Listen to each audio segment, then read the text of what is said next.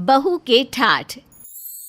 अनामिका को बचपन से राजकुमारी की तरह रखा गया, जिसकी वजह से वो बहुत जिद्दी और नखरे वाली लड़की बनती है, जिसकी जिंदगी हाउस हेल्प के बिना एक सेकंड भी ना चलती, जो सुबह उसके बेड कॉफी से लेकर रात को ब्यूटी स्लीप की तैयारी तक सारे काम करते हैं। मम्मी, मम्मी कहाँ है सब? क्या हुआ बेटा? बेटा तू ठीक तो है ना? नहीं, अभी सोकर उठी हूँ और मेरी चप्पल बेड के पास नहीं है। अब मैं नीचे कैसे उतरूंगी? हो मेरी राजकुमारी, मैंने भोला को बोला था कि चप्पल बिल्कुल पैरों के नीचे आनी चाहिए, पर नहीं, 4 कदम दूर रखा गया। बेटा गुस्सा मत कर, अभी खबर लेती हूँ उनकी। मम्मी चप्पल बेटी के पैरों के नीचे रख कमरे से बाहर चली जाती है, जिसके बाद 2 हेल्पर अनामिका के कमरे में आकर सब काम में उसकी मदद करने लगती हैं। इसी तरह अनामिका की राजकुमारी वाली जिंदगी मजे से चल रही होती है। पापा, मुझे 50,000 रुपए चाहिए, आज मेरी पार्टी है। हैं? 2 दिन पहले ही तो तुमने पार्टी की थी बेटा, जिसमें 50,000 खर्च हुए थे। अरे हाँ, तो क्या हुआ, इकलौती बेटी है, अगर इस पर खर्चा नहीं करोगे तो किस पर करोगे? बीवी और बेटी के बिगड़ते हाल देख पापा परेशान हो जाते हैं और अगले ही दिन बेटी का रिश्ता ले आते हैं, जिस पर मम्मी बिगड़ती है, लेकिन अपनी बेटी का स्वभाव जानते हुए पापा शादी के बाद उसके महारानी की तरह रहने वाली बात छेड़ देते हैं। वाओ, महारानी साउंड सो कूल। क्या वहां मुझे बड़ा महल भी मिलेगा पापा? इस तरह बेटी को बातों में फंसाकर पापा शादी के लिए हाँ बुलवा लेते हैं, जिसके बाद अनामिका महारानी की तरह रहने के सपने देखने लगती है और दूसरी तरफ उसके पापा चट मंगनी पट शादी करा देते हैं। अनामिका पहुंच जाती है ससुराल, जहां नई बहू को देखने के लिए पड़ोस की औरतें आई हुई होती हैं। बहू तो हमारा चांद का टुकड़ा है जी। अब बोलो, तुम में से किसी की बहू है क्या इतनी सुंदर? सुंदर तो ठीक है, असली पहचान तो वो घर कैसे संभालती है उससे होगी। इस पर सास तुरंत बहू को चाय बनाने का काम सौंपती है, जिसे सुन अनामिका हैरानी से सास को देखने लगती है। आपको चाय चाहिए तो किसी नौकर को बोल दीजिए ना। अरे, घर आए मेहमानों को नई बहू ही चाय बनाकर पिलाती है, जा चाय बना ला। ठीक है, बताओ कैसे बनाते हैं? अनामिका की ये बात सुनकर सब हंसने लगते हैं। सास तुरंत सबको उनके घर भेज देती है और बहू पर चिल्लाने लगती है।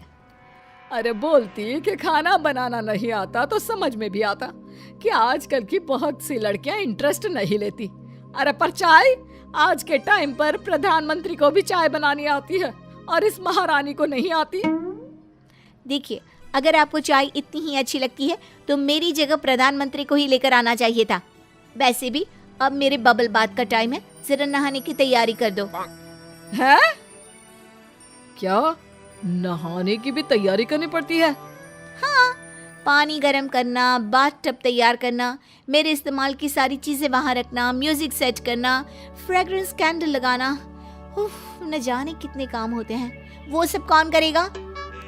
अरे वही करेंगी जो तुम्हें पसंद करके यहाँ लेकर आई हैं। क्यों मम्मी? गुड, और ध्यान रखना, मैं किसी की यूज चीजों को रीयूज नहीं करती। I want everything new. ये कहकर अनामिका कमरे में जाकर आराम करने लगती है, पर उसकी बातों से सास के तो होश उड़ जाते हैं। इसी तरह दिन बीतने लगते हैं, जिसमें दिन पर दिन अनामिका की बढ़ती जिद और महारानियों जैसा स्वभाव अब सास के साथ पति को भी परेशान करने लगता है। सोचा था बहू आएगी, इन बूढ़ी हड्डियों को थोड़ा आराम मिलेगा, लेकिन इसके आने से तो ये ज्यादा कड़कने लगी। आपके एक गलत फैसले की वजह से आज ये सब झेलना पड़ रहा है, पर अब बस इसके मम्मी पापा को बुलाओ। अगले दिन अनामिका के मम्मी पापा उसके ससुराल पहुंच जाते हैं और उसी के साथ महाभारत शुरू हो जाती है, जिसमें अनामिका की मम्मी अपनी बेटी की तरफदारी और सास अपनी बहू की शिकायतें करती हैं, जिसे बहुत देर तक चुपचाप बैठकर सुनने के बाद आखिरकार अनामिका के पापा बीच में बोलते हैं। इसमें ना अनामिका की गलती है और ना ही आपकी, ये सब मैंने किया है। एक लौती बेटी होने की वजह से हमने उसे इस कदर बिगाड़ दिया कि उसने कभी इंसान या इमोशंस की कदर ही नहीं समझी। जिम्मेदारी क्या होती है ये पता ही नहीं उसे। और जब मुझे ये समझ में आया तो शादी से बेहतर कोई ऑप्शन नहीं सूझा। सोचा शायद यहाँ आकर ससुराल की जिम्मेदारियों में सब सीख जाएगी, पर लगता है पासा उल्टा पड़ गया। ये सही है, बचपन से खुद अपनी बेटी को कुछ सिखा नहीं पाए और जब मामला आउट ऑफ कंट्रोल हो गया तो सुधारने के लिए हमारे घर भेज दिया। ये क्या आपको जन सुधारो केंद्र लगता है? अरे ठीक है ना, जहाँ इतना सब सह लिया सबक भी सिखा देंगे। इस पर अनामिका के पापा उन्हें प्लान बताते हैं, जिसके चलते अगले दिन से सास और पति घर में अनामिका का कोई भी काम करना बंद कर देते हैं, जिससे परेशान बहू सास के पास आती है। ये इस घर में क्या चल रहा है? आप या ललित में से कोई मेरी आवाज क्यों नहीं सुनता? पता भी है 2 दिन से मुझे ना बेड कॉफी मिली है और ना ही मैंने बबल बात लिया है। चप्पल भी खुद ही पहननी पड़ती है। अरे पता है, मुझे खाना बनाना, घर की सफाई, नहाना, कपड़े धोना, बाजार का काम और न जाने क्या क्या, सब कुछ अपने आप हाथ पैर चलाकर करना पड़ता है। इसलिए तुम भी ना आज से वही करो। सास की बातों से परेशान अनामिका ललित के पास जाती है। आखिर मम्मी मुझे अपने आप के साथ कैसे कंपेयर कर सकती हैं? पता है मेरी मम्मी मुझे पता चलने से पहले मेरे सब काम पूरे कर देती थी और एक यहाँ 10 बार बोलने पर भी कोई एक काम नहीं करता। अच्छा तो ऐसा करो, अपनी मम्मी के पास ही चली जाओ, इससे तुम्हारे साथ हमें भी शांति मिल जाएगी। ये कहकर ललित ऑफिस के लिए चला जाता है और घर के माहौल को अपनी बेइज्जती समझकर गुस्से में लाल अनामिका अपने घर पहुंच जाती है। पर वहां पर उसके पापा बेटी को उल्टे पांव ही ससुराल वापस भेज देते हैं। आखिर अचानक इन सबको हो क्या गया है? इन्हें क्या लगता है अगर ये मेरा काम नहीं करेंगे, मेरी बात नहीं सुनेंगे तो मेरी जिंदगी रुक जाएगी? और इसी के साथ अनामिका अब रोज अपने काम के लिए ऑनलाइन सर्विसेज बुलवाने के साथ खाना ऑर्डर करना शुरू करके आराम की जिंदगी बिताने लगती है। 1 महीने बाद अब उसका अकाउंट बैलेंस कम होने लगता है और देखते ही देखते अकाउंट में सारे पैसे खत्म हो जाते। अकाउंट में तो खाने तक के पैसे नहीं बचे। अब क्या करूंगी मैं? एक आइडिया दूं मैं? हाँ बताओ ना, और थोड़े पैसे भी ना ट्रांसफर कर दो।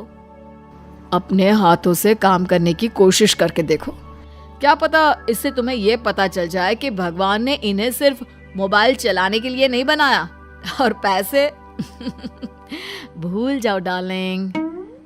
पति की बात से अनामिका को गुस्सा तो बहुत आता है, पर कोई दूसरा ऑप्शन ना होने की वजह से आखिरकार वो अपने आप काम करना शुरू करती है, जिससे धीरे धीरे उसे काम और इंसान की मेहनत के साथ उनकी जिम्मेदारियों की अहमियत भी समझ में आने लगती है। आई एम सॉरी, जब खुद किया तो समझ में आया कि मेरी सब डिमांड्स आप पर क्या इफेक्ट करती थी। तो फिक्स हुआ बेटा, अब से दोनों साथ मिलकर काम करेंगे और फिर तेरा बबल बात मेरी तरफ से कम्प्लीमेंट्री।